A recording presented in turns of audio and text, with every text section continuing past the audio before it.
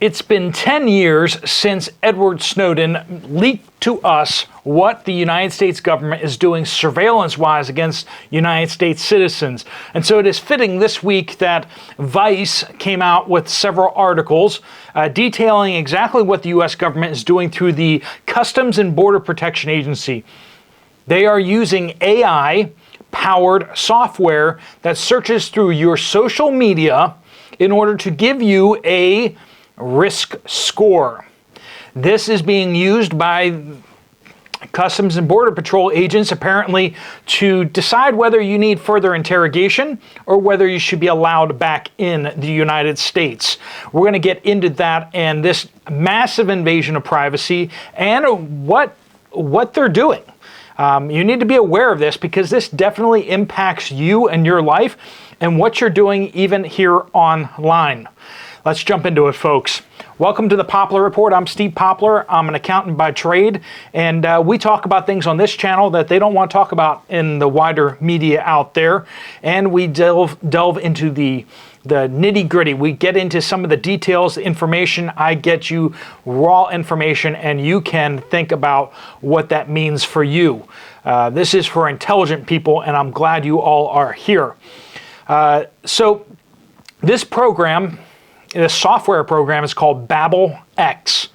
And Babel, of course, referring back to the city that was building the tower to the heavens and later became Babylon. So if you know your Bible history, your Bible prophecy, that just kind of raises some eyebrows right there. That's an interesting name you're using there.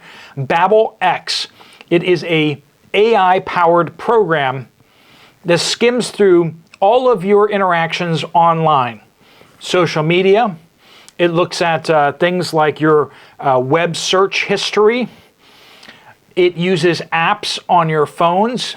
They purchase the location data from the apps on your phone so that they can queue up all that information with your location data. That way they can identify who is using the internet for this search and for that search. But don't you worry, the U.S. government is there to protect your privacy. They are doing privacy assessments to make sure that they're not, infringing on your privacy. And of course, it is the bureaucrats themselves that get to do the assessments to determine whether or not it's legitimate. So they are searching web searches, social media, even YouTube, right? So I'd like to thank you personally for spending some of your social credit score on watching this video today. It's a currency, and I appreciate it. So are you listening to dangerous people on the YouTubes? Are you commenting dangerous things on the YouTubes? Are you on the Facebooks? Are you on the Twitters?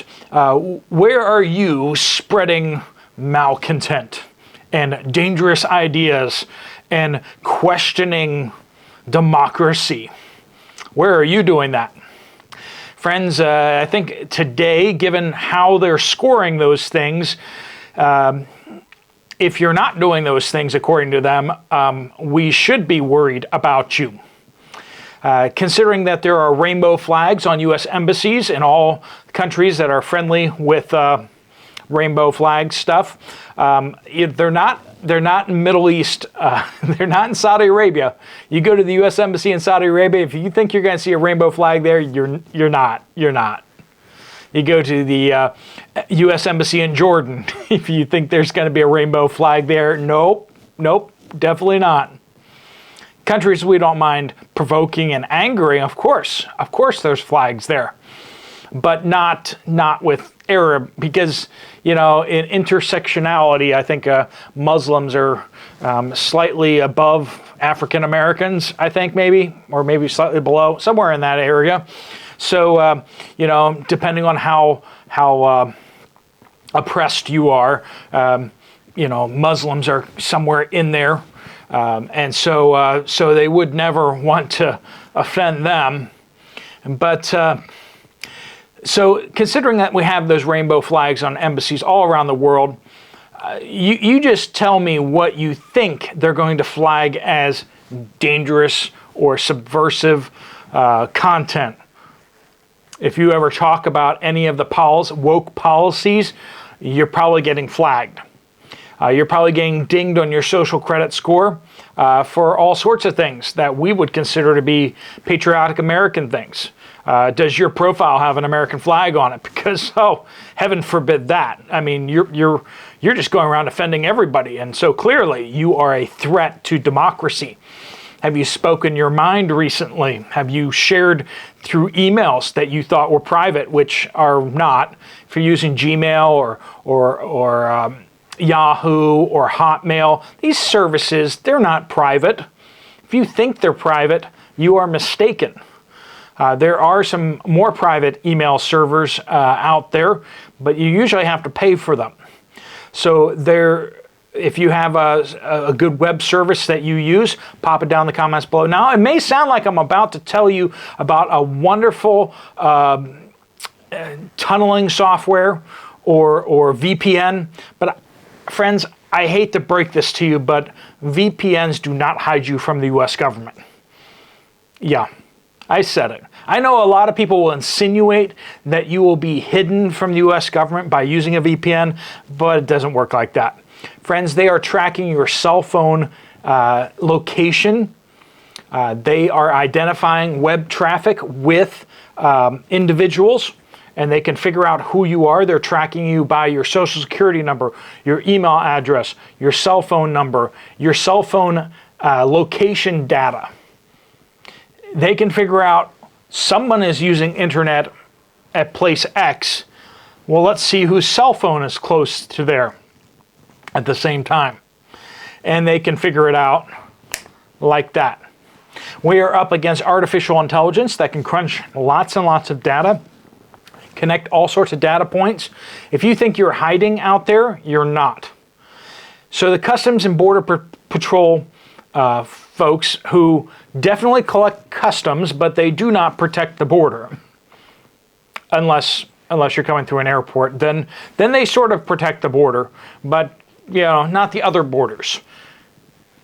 They are using AI social credit scores against you.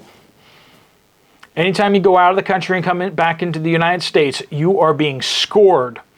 Now, to protect your privacy, supposedly they are not accessing the data and presenting it to the agents. They're just presenting a score, a risk score.